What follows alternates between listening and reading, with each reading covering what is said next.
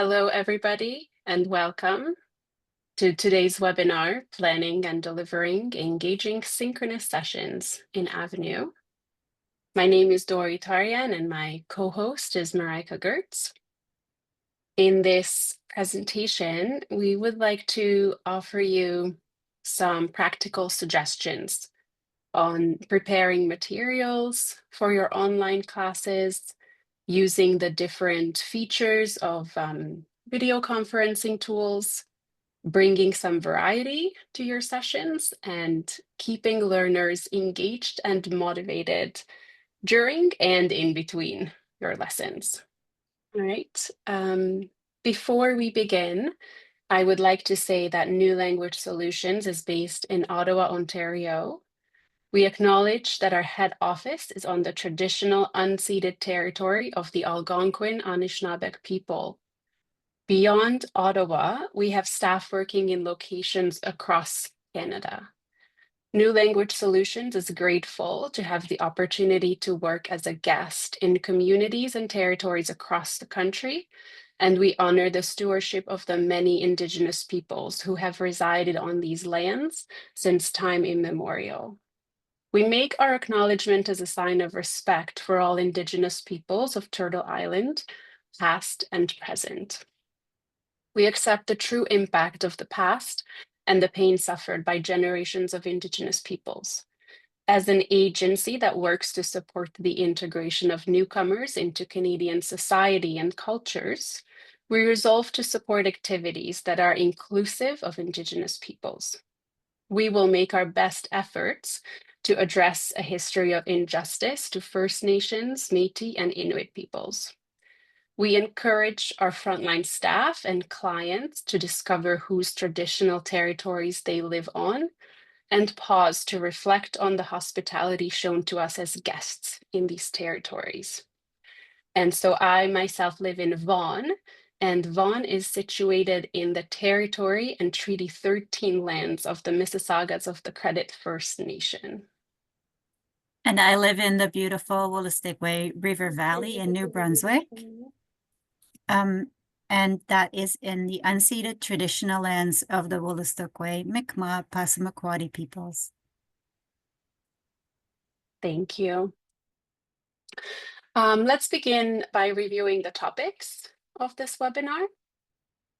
So I will start by talking about preparing for your online lesson, and then Marijke will share some tips on how to structure your lesson. We'll discuss managing learner interaction. We'll take a look at the different features of video conferencing software, and we'll chat about how to get the maximum out of your breakout rooms. Throughout our presentation, we will refer to the Best Practices Guide for Synchronous and Blended Learning by iSANS and NLS. And hopefully at the end, we'll have time for some questions and discussion. So before we jump in, we would like to get to know you and your classes a little bit better. So can I please ask you to answer the questions on the screen? So we have two questions. What CLB levels do you teach? Here you can select multiple items. And question 2, how often do you have a synchronous session? So there's quite a variety. CLB 1, 2, 3, 4, 5, 6, 7. Okay, and there's a mix between those who have 4 or 5 times a week, 2, 3 times, or only when they cannot teach in person. Very interesting. Thank you so much for answering. So we will try to offer a balance of suggestions for both lower and higher CLB levels. And when we make these suggestions for lower levels, we would like to give examples from a soon-to-be published module, Helping at the School Garden. So this module is for CLB 3-4, and it focuses on the language skills learners will need while volunteering at their child's school, or really in any gardening scenario where they have to work with others. This module will soon appear under the home and community theme. And similarly to the other NLS modules, it has assessment tasks and skill using tasks differentiated for the 2 levels, and also skill building tasks for all 4 skills. And you can see on the slide the real world tasks of the module, which is listen to a slide presentation about gardening, read instructions on a seed packet, talk to a friend about working in the garden, and write an update on social media. So we will refer to this module quite a bit. So in this webinar, we wanted to focus on practical ideas for teaching a synchronous session, such as activities and methodology, and not so much on technical issues. However, if you are using Big Blue Button, there is a webinar recording in Avenue, Teaching with Big Blue Button by Tarjan Malik. So that video actually offers a lot of information on using various Big Blue Button features with detailed steps. So the tips that we want to share today can be applied to any video conferencing program, Zoom, Teams, BBB, or whatever else your organization might be using. So Marijke, can you please add the link to Tarjan's webinar to the chat? Thank you so much.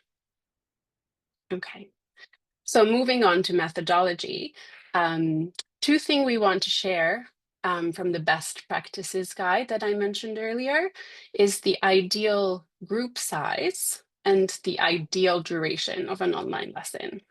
So even though you might be able to host 100 or more than 100 people in a video session, that is definitely not the PBLA standard for class size. It is recommended that for a stage 1 class, there are maximum 20 learners, and for a stage 2, a maximum of 30 learners. And for class duration, it is recommended to have a 50-50 ratio of synchronous and asynchronous work. So for example, if you have a 90-minute video conferencing session, then you'll have a 90-minute independent work. So these are supported by the iSense findings. All right, so I would like to start by talking to you a little bit about the planning stage of a lesson. And the first question to address is how to make it the easiest for learners to join your class. If you use Big Blue Button in Avenue, then I guess it's a one step easier because it's already built into the course. So you can keep it at the top of your course where it's very easily accessible, or at the top of the current module or unit that you're teaching. And if you use an outside tool like Zoom, where students need a link to join the class, then make sure that the link is also easily accessible in Avenue. So you can have it as a standalone link in the general section of your course, or you can post it in an announcement that you pin so that it's always on the top. Or if you're using a Big Blue Button room that is designated for a specific task, like on the slide you see a speaking assessment task, like in the case of the gardening module, then make sure that you communicate to your learners about the location of the room that you're going to use through multiple channels, preferably such as during the previous lesson and in an announcement or in an email.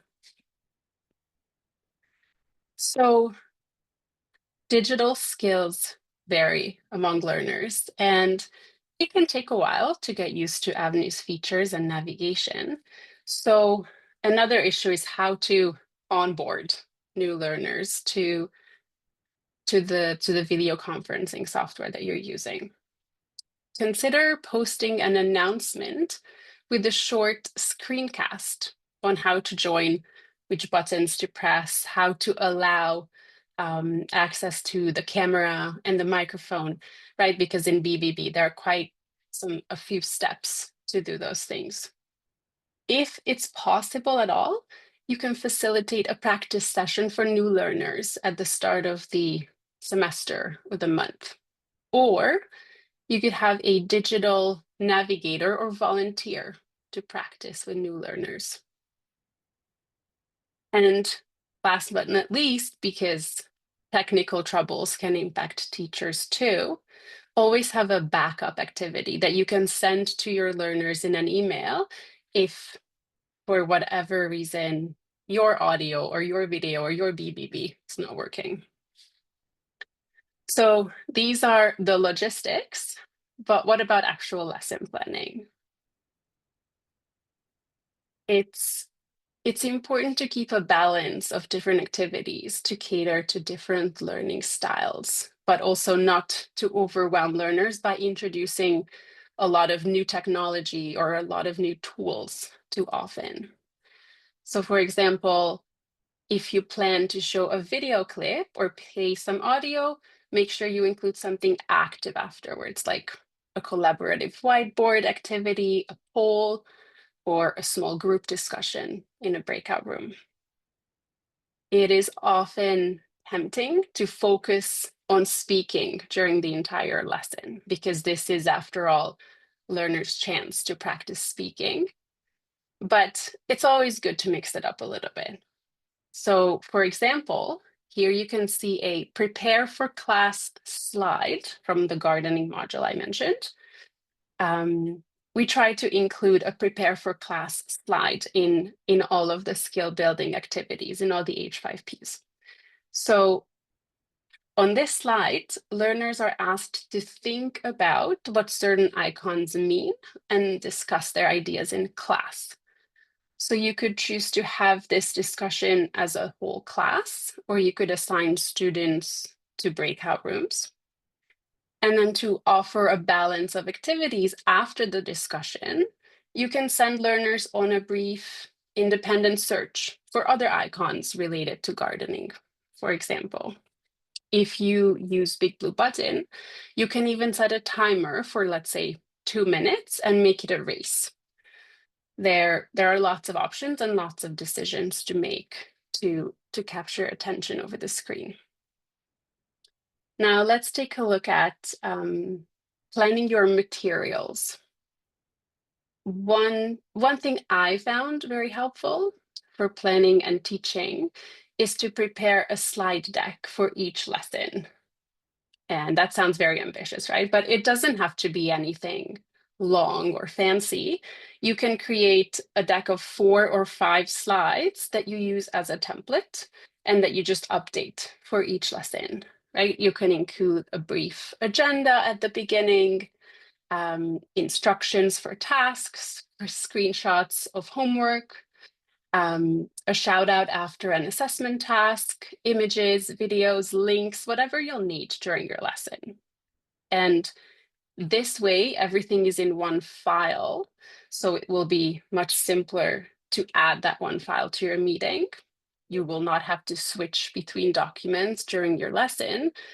And also, you can save this one file and post this after the lesson for learners who may have missed your class.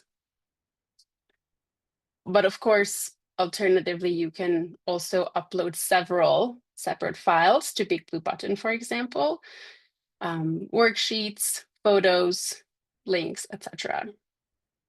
It's a good idea to have everything uploaded beforehand if you have the option, such as Big Blue Button offers that option. And also to check how they display, because not all file types will show the same when you share them with your learners. I believe PDF displays the best, but it's good to check when you have your own. materials. And the same goes, of course, for videos on YouTube or external tools like Padlet. Have them open on the tabs, on separate tabs before you begin your class, and make sure they all work and they're ready to go. Let's pause here for a second. Could you please write the name of your favorite tool, outside tool, that's not a video conferencing tool, if you have one, in the chat that you use during synchronous sessions? I see one. Kahoot, Padlet. Awesome. Thank you. Those are great ideas.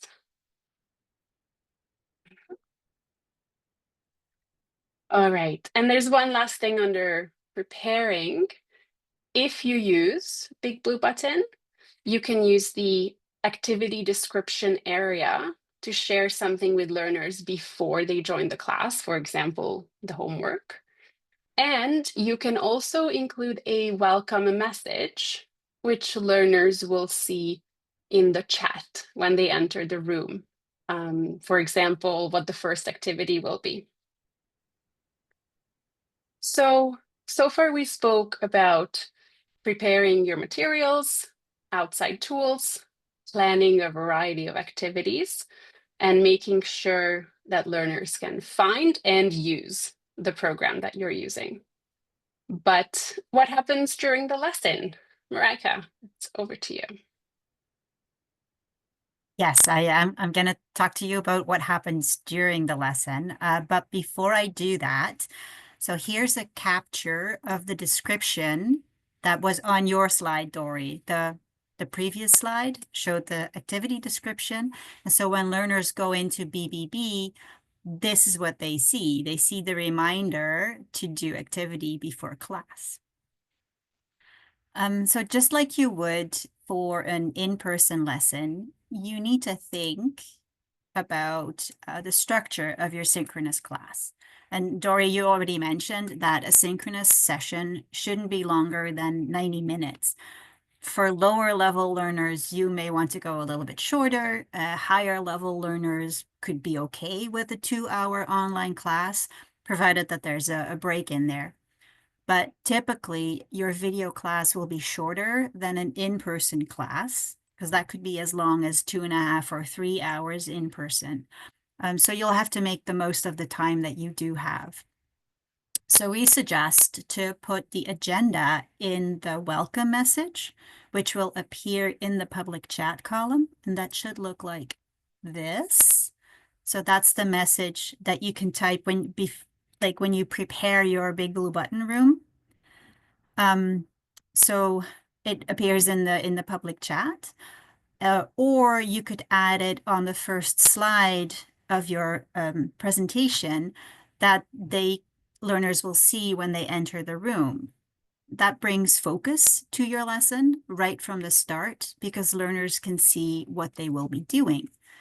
And when you use a consistent structure in your lesson, learners will also know what to expect because that builds a routine. So for example, every lesson, you start with a warm-up or a follow-up on homework. Then you do the application of what they've learned. You include some break time, somewhere in the middle. After break, you start a new activity. And at the end of class, you do a short debrief before assigning new homework. So in the next few slides, we'll look at these different components of a lesson in a little bit more detail. So as with an in-person class, in an online setting, you're going to have stragglers, people who were a little late or they couldn't find the classroom because they had maybe some technical issues. And so it's nice to start your class with a warm-up activity that allows everyone to settle in, to have some social interaction, which creates a very important classroom community. It helps them to make that switch to English and start thinking about the topic at hand. A warm-up could be a simple discussion question that's related to the topic. For example, when you're using the helping at the school garden module, instead of asking the standard, what did you do this weekend?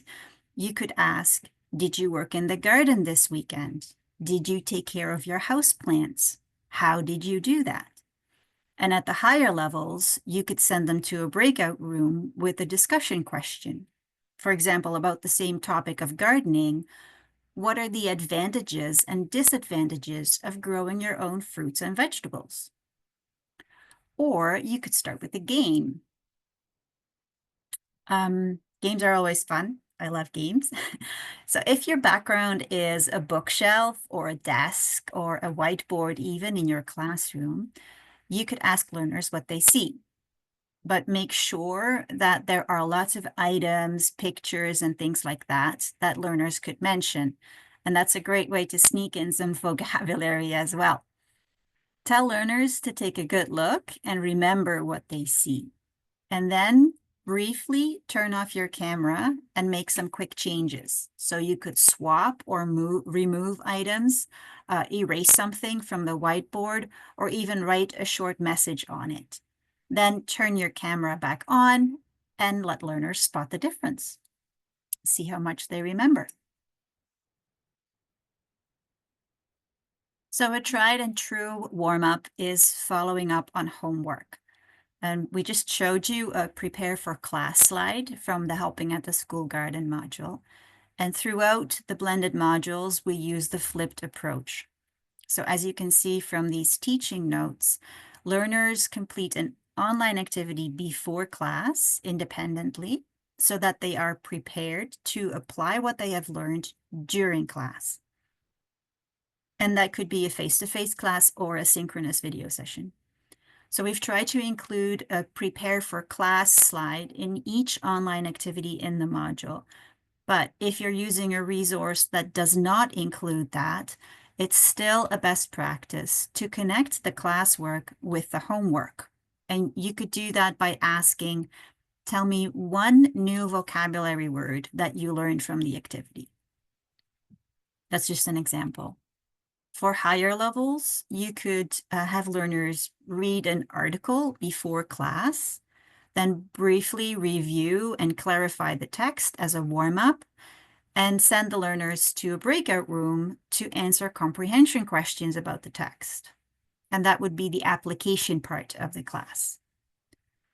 Another example of application could be when learners have been introduced to a concept in the preceding online activity, for example, talking about likes and dislikes, and now they're going to use that in a speaking activity. So if there's one thing that we learned from the pandemic, it is that it is really hard to sit still and look at a screen for more than 60 minutes. So I really appreciate the attention that you're bringing to this webinar. Well, unless it's your favorite movie and you're lounging on the couch munching popcorn, 60 minutes watching a screen is a long time. So think about your in-person classes and the variety of activities that you offer there. During a synchronous video class, it's just as important to offer that variety and to provide off-screen breaks. But those can still be part of your lesson. For example, you could include a stretching break when you're doing a unit on health. Have learners get up and touch different parts of their body, or have them follow instructions to try certain movement verbs. You could send them on a scavenger hunt in their own home to practice vocabulary. For example, ask them to find a toothbrush, a measuring cup, or a flower pot, or anything that connects with the topic that you're teaching. Or you could simply have learners complete an activity in their notebook on paper, so they don't have to look at the screen. So maybe you've got a handout that you've printed for your learners, or it's just writing something on a piece of paper. Just a break from watching the screen all the time. After about 45 minutes to an hour, it's important to give learners a real break, just like you would in your in-person class. And yes, there's always a chance that some of them might not come back. We know that that's a challenge when you're facilitating a synchronous session. But our suggestion would be to set a timer with a time limit of 10 minutes. And then on screen, you should have the timer counting down so that learners can see with one glance how much time they have left. You could also play a music video to alert students that break is over. It's like ringing a school bell in the yard. And then after break, continue with the next part of your class. Introduce a new activity, even if not everyone is at their devices yet. And that will become part of your routine, and learners will expect that. They will come to understand if I'm not back on time, the teacher's going to start anyways. So hopefully learners will see that the most important component of learning is being part of the class, interacting with classmates, and receiving that feedback. So that brings us to the next point on the agenda. Dori, what suggestions do you have for managing learner interactions and learner engagement? Well, that is the $1 million question. Because having your class online has its pros and its cons. On one hand, it is a less familiar environment, so students might feel less confident to speak. But on the other hand, you have a lot more options for interaction. Of course, you have talking in the main room or in breakout rooms, but there's also typing in the chat or the shared notes if you're using BBB. And there's also working, collaborating on the whiteboard. So there are many more options. And it's helpful to remind learners from time to time of these tools and the different options. So, for example, let's see again the gardening module that we bring up so often. Let's say you want to elicit some new vocabulary. You can ask learners to say the word that they learned, or you could ask them to type a word in the chat, or you could display a picture of a garden and share access to the whiteboard and have learners label the things or type their names and so on. And my second point on this slide is setting expectations. I know it's one of those fun classroom activities where you create the class rules poster. There are bullet points like only English, no phone, arrive in time, etc. But where do you keep your class rules in Avenue? To boost some engagement in our session, can I ask you to use the raise hand function and raise your hand if you have a written code of conduct or a list of rules or expectations within your Avenue class or Avenue course? Okay, thank you. Right, because it's challenging from a technical point of view, but it could be just as fun to create a list of expectations in your online class and discuss the expectations for both teacher and learner and create a list together that is accessible to everyone, either in the form of a document, a written list, or if your learners are more high tech, it could be media, it could be learners recording themselves, saying the rules or those bullet points. So there are many options. And of course, there's another great question. How do we make sure that each learner gets a chance to speak? I know there are several name picker programs out there. You may have your favorite, or you might have your own method to call on students. I included a link here to one of them called WooClap. Thank you, Marijke. You already put the link in the chat if you'd like to try that. And to demonstrate one of the great options for interactions online, I would like to ask you to use the chat and just type in a few words. How do you make sure that every learner gets a turn? I remember when I was teaching, my class wasn't very large.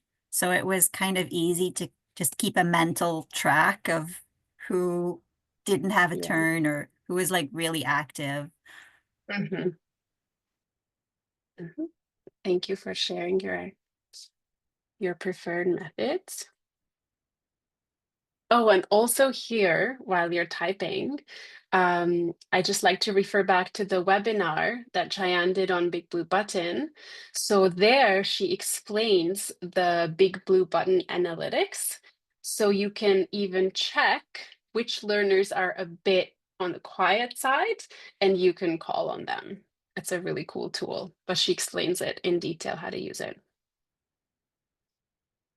All right. Let's look for a moment at another one of those great questions. Videos on or off? It's challenging to create the sense of community in an online class because it's very easy to hide behind the screen and just turn your camera off, like Marijke did right now. And of course, it's understandable why learners would want to turn their cameras off. It is, they are in their home, it's an intimate environment, there might be other people in the background, and so on. But as I said before, it's a good start to clarify that turning on the video is something that you expect from your learners. But of course, there are some more playful ideas that you can try if learners are a little camera shy. So how can you motivate learners to turn on their cameras? Um, One way is to do it by asking them to turn it on only for the warm-up or only for a brief period of time. You could offer shy learners to turn their camera on only in the breakout room where it might be less intimidating and easier to feel comfortable. You could introduce the blurred background or an alternative background. So you could even make this into an activity. For example, have learners choose one of the preset background images of the software, like I did, and have them tell the class why they chose that or why they like that image. Depending on the program you use, it could be the beach, it could be the moon, or just the postmodern office building. And again, for high-tech learners, they could even upload their own background and talk about the image. And of course, there are the games that Marijke mentioned earlier, where learners have to show an object and talk about it. But the point overall is that do not give up on having those faces in your online class. Dori, there's a question in the chat. Yes, Um, thank you. I think it's relevant. How would you handle exceptions, such as people who are breastfeeding during class, they want to have their cameras off so they don't have to put their hijabs on, etc. Mhm. And another comment, also people who have poor internet bandwidth. I want to be flexible, but I find it leads to a norm Yeah, of I everyone see. having their cameras off. Yeah. Yes, I agree. And this came up during one of the questions in I think in the registration form. Of course, if you have to choose between video and poor connection or zero participation, then of course you will choose the no camera option. And that's why it's so challenging, right? Because of course you want to be flexible without losing the full class. So this could be part of that discussion of the class rules or expectations, right?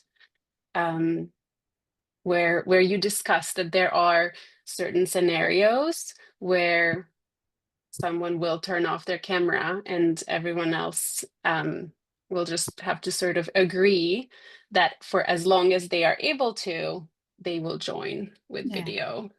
And I also like your suggestion that you turn it on only during warm up or only when it is your turn to speak, just to limit the bandwidth. And but for somebody breastfeeding, there's a suggestion in the chat as well. Somebody says, I would say camera on all the time and let them direct the camera up. So have That's another at option. least we know that, there's somebody in the room and the learner is attending the class and not off somewhere else. But the camera is not pointing directly at the learner. So that's another great suggestion. But I think you Yeah, want to move on, don't you? let's do that.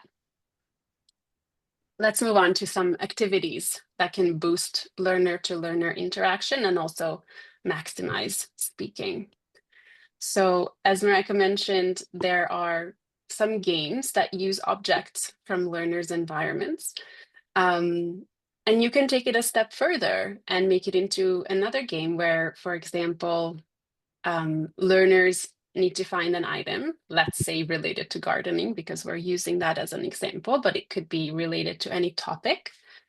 And they have to, without showing, they have to describe it. And the rest of the class needs to guess what it is. And then, of course, they show the object once it's been guessed. Or play 20 questions if you want to practice questions. You can say or write a statement to have learners practice agreeing and disagreeing. For example, gardening is good for your health. Right? In our gardening module, there are several examples of conversations between volunteers.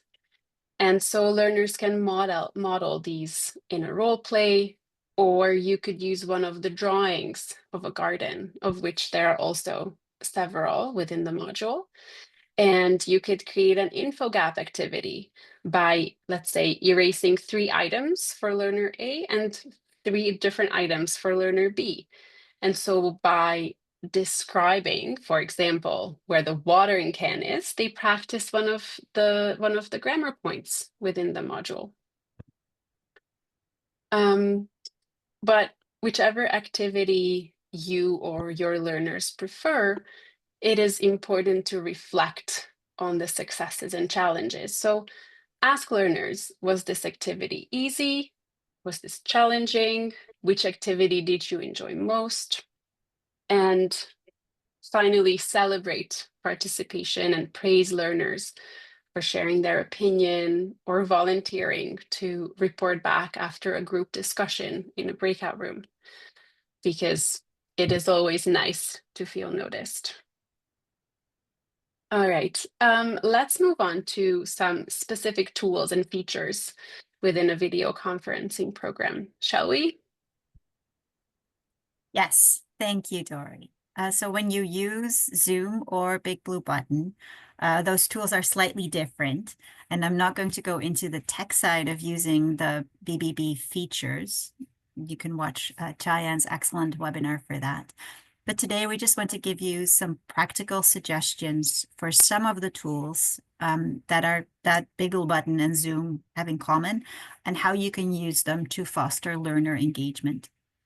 So the whiteboard is a multifunctional tool that may take some time for learners to get used to, but it truly allows them to be active and participate in the class. So as the facilitator, you will have to enable it. So it's not automatically on in Big Blue Button. You have to turn it on. But it is a nifty tool that you can also use when you're sharing a PDF. So it's not just for the whiteboard. If you've got a PDF uploaded, it will also work. So here's an example from the gardening module for CLB 3.4. You could share this image of a garden with just a few minor problems. And before learners write the sentences about those issues, they could circle or point to the problems on the whiteboard. Each learner has their own pointer, so you can see where they are and what they're doing on screen. You could give different learners a turn to create text boxes and type in the words, such as shed or watering can. You could also have some fun during break time and let them color in the image with the drawing tools in the whiteboard. Everybody at once might get a bit messy, but it's fun. So there's two features in Big Blue Button that allow for writing practice. It's the chat and the shared notes. So in the Big Blue Button chat, just like in Zoom, you can send messages to the whole class, but you can also send individual messages. So it's like passing a little note. As the instructor, you could use that private chat to give learners a heads up that they will be called upon next. So, hey, be ready. I'm going to give you a turn. I can see that there's already something on the screen that I didn't want to share just yet, but okay. So for higher level learners, it's probably easier to type some longer messages, but that doesn't mean that lower level learners shouldn't try that. Just if you do that as part of your lesson, make sure that you give them enough time to do that. So here's the experiment that I wanted to try. Would you all please type your favorite vegetable in the chat, but don't hit send. So I'm going to give you a little bit of time. You're going to type your favorite vegetable. And now you press send. And we did it, right? I hope everybody saw it. We see all these answers popping up. And so after all of the answers have been submitted, you can go through the list and say, okay, so this person likes tomatoes and there's carrots and pumpkin. And by giving everybody a little bit of time before hitting send, everybody has that opportunity to type their own answer, and they're not going to be copying tomato from the person who answered that first. And you get like 10 tomatoes. So in the shared notes, that's a very useful tool to create a list of new words or expressions, but it's best to assign only a few learners as note takers in those shared notes. So give specific learners a turn to type the new word in the notes. At the lower level, they could copy it from the presentation that you're sharing from the slide deck. And at the higher levels, you could assign a different word to different learners and ask them to write an example sentence or to write a definition for the word. Then notes from the breakout rooms can actually be saved automatically if you check the box in the room settings. So before you send them to the room, you have to check a box and then you can save those notes. That means that learners can do some collaborative writing in smaller groups, and you get to see what they've worked on. And then you could even save those notes and let everybody work on it individually afterwards. So with regard to screen sharing, we're not going to go into too much detail, just a few reminders that when you share your screen, because, for example, you want to show a website like homework on Avenue that they need to complete, be aware that any other tabs that you have open in your browser might also show. So our advice is to only show one tab. My browser is Brave, that's why it says Brave. Only show one tab instead of the whole screen, because you don't want to get the infinity effect. When you are preparing for your class, make sure that you have the tabs handy that you want to share. And so it's a good idea to practice screen sharing. Maybe you can do that with a coworker or with a volunteer who pretends to be a student.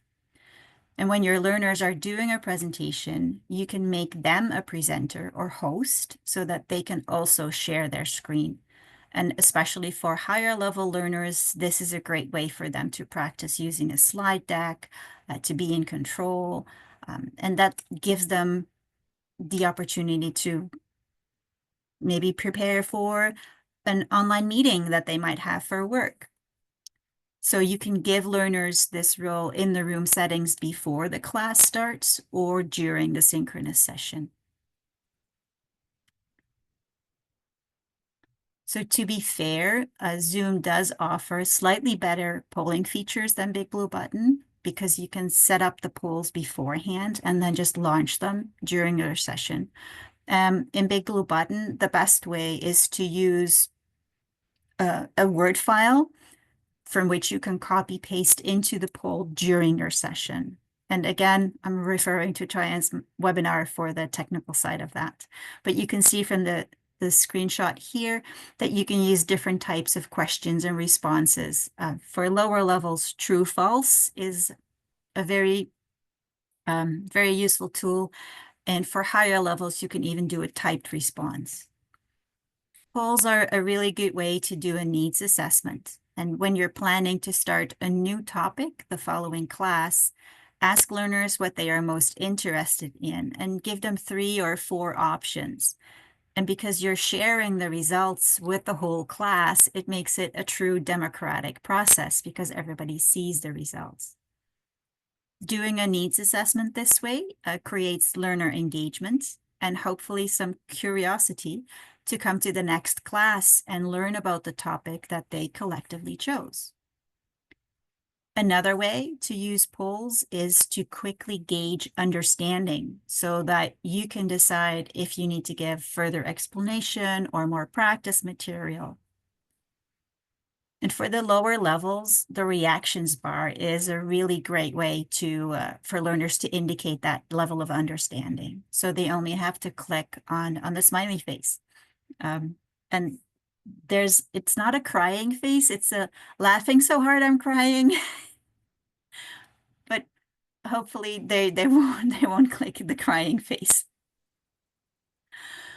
So in a synchronous session, you have to rely more on these tools because you can't always see your learners' faces. We talked about cameras already. You don't see that look, oh, I got it. You don't see that look. By the way, this is using emojis like this is another of the best practices.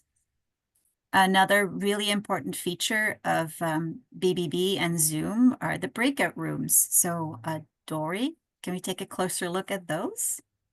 Yes, of course. So our last main topic is using breakout rooms in your online session.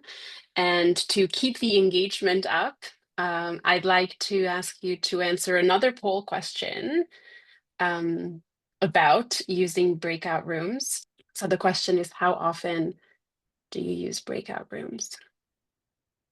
Okay, so we have a wide range again from never to multiple times during the synchronous class. All right, thank you for answering. So the best practices guide suggests using breakout rooms every time you have a synchronous class because breakout rooms are great, right? They are more intimate, less intimidating than the main room where there are 20 or even 30 people. So learners are more likely to speak, to share experiences or opinions. And also, a small group interaction is a lot more lifelike than a large meeting.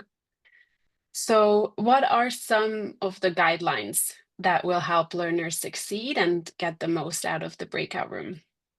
First of all, the size. Pairs or groups of 3 are ideal, but even 4 people per breakout room is great. Of course, it will depend on the level that you're teaching and the task that they're completing. So you have to make sure that it's the best for your learners. And the time limit. So the best practices guide again suggests that you limit the breakout session to 5 to 10 minutes because if it's too long, then learners might finish the task and just disappear mysteriously. But again, it's something that will be determined by the level that you're teaching and the task itself. And our third point here is clear instructions, tasks, and roles. So send learners away with specific instructions and a task or a role. Have the instructions displayed on the slide. the slide that you have displayed in the main room will automatically appear in the breakout room. If there are different roles for learners, make sure that you clarify. For example, student A, volunteer. Student B, caretaker, just sticking with the gardening module. Student C, observer for peer feedback, for example. If it's a discussion, have the questions displayed to learners that they need to answer. If it's a presentation, have the steps written down on the slide. Or if learners need to take notes, have that written down as well, right? The clearer, the better. Just like in a face-to-face class, make sure you explain and model the activity. For example, a role play in the main room before opening up the breakout rooms. For a discussion, you may want to assign a note taker. So this is something to remember at the planning stage. If you want learners to write down some of their thoughts or questions, they can do that in the shared notes in BBB, which can be saved if that option was enabled in advance. So this is something you have to put in the settings before the class. So how can you encourage an informal chat in a breakout room? You can preface the activity with, it's the end of the class, you all worked really hard, let's do something relaxing. And provide some prompts or questions so learners still feel focused. If we stick with the gardening module, for example, you could display a picture and the question. What do you like about this garden? Or what would you change about this garden? But also for other topics, you can have a couple of questions on the screen, have learners choose one or answer all of them. For example, about the last book that they read or what they like about their neighborhood, depending on the topic that you're working on. So on the next slide, I included some data from the research. So almost 700 learners answered the question, how do you feel about breakout rooms? So on the left side, we have the stage 2 learners' answers, and on the right side, we'll have the stage 1 learners. So the blue slice is we love the breakout room, so we're not going to address those parts, but the red slices are the I sometimes like the breakout room, and the green slices are the I don't like the breakout room.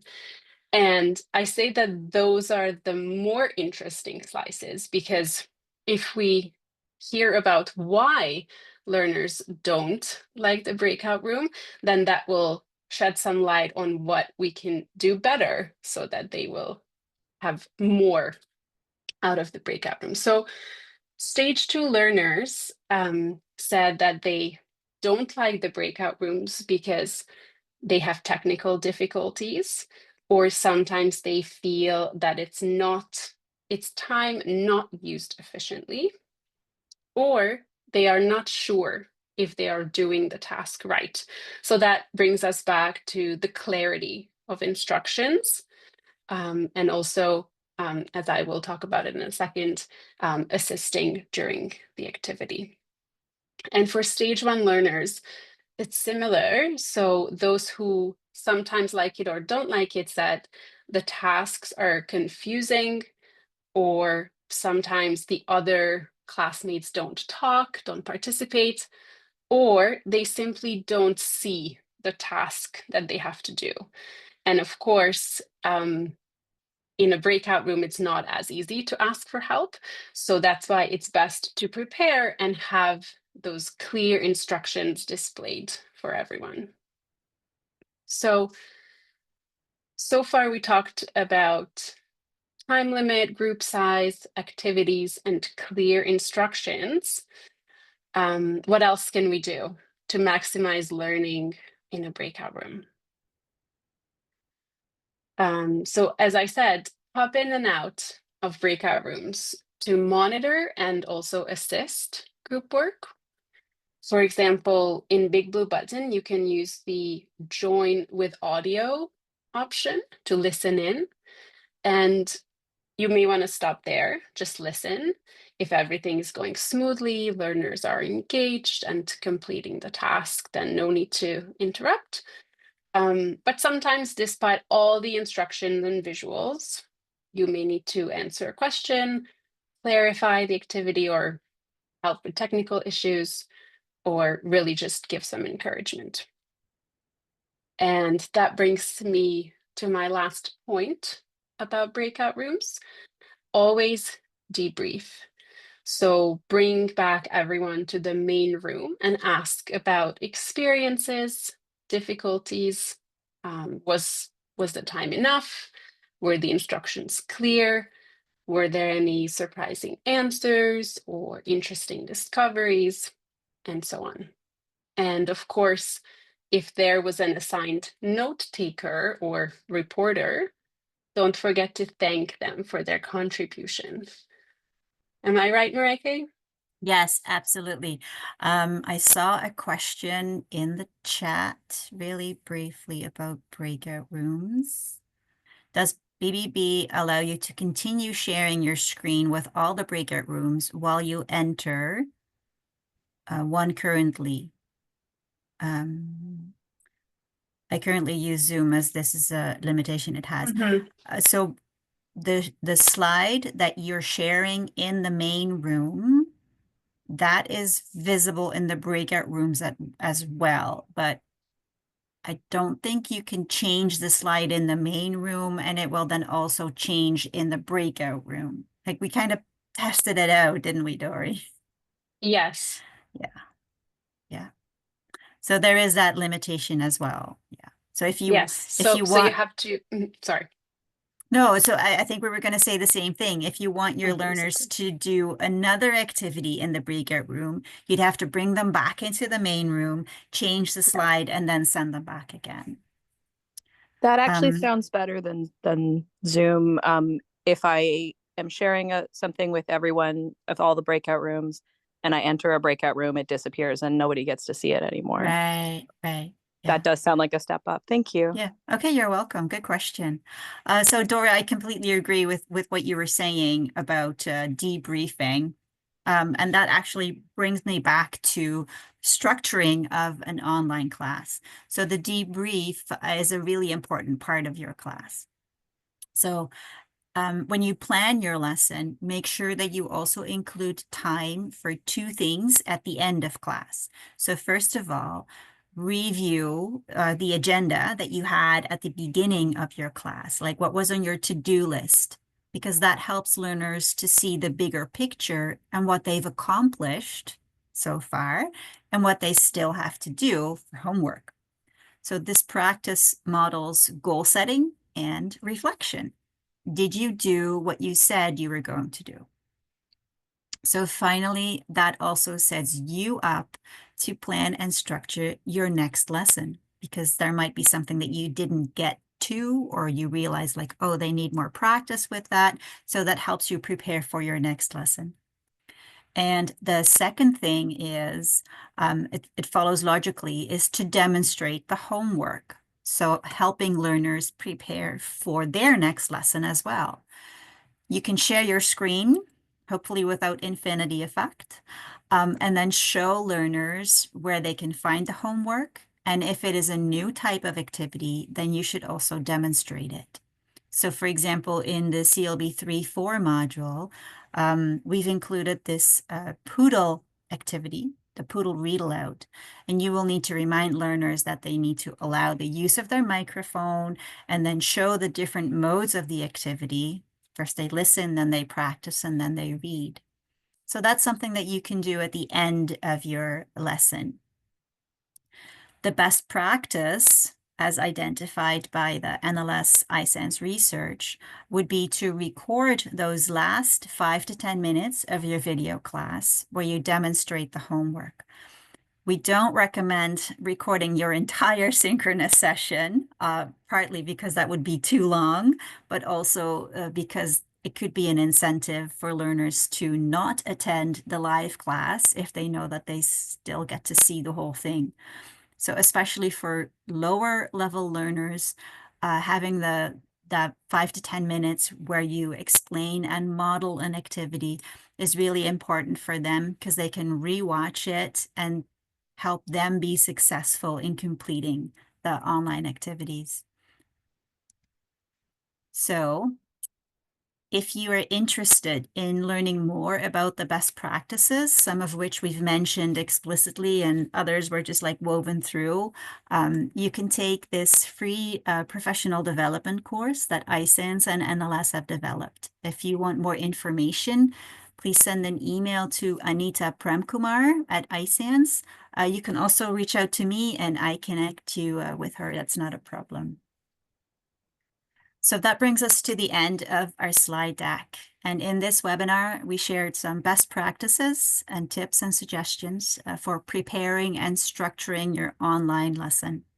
We gave you some ideas to manage learner interaction and using video conferencing features. We gave some suggestions for using breakout rooms, and we referred to the iSense and NLS research for best practices. Did we forget anything, Dori? Well, let's see. Are there any questions? Let's check the chat, or if you feel comfortable, you can always turn on your microphone. Or if you can't think of a question now, but you think you might think one later, you could also email us. Yes. Our email addresses are right here. Good. Well, thank you everybody for attending. I hope we shared some good ideas, and let us know how you're doing. Have a great weekend. Yes. Enjoy the long weekend. Happy Easter.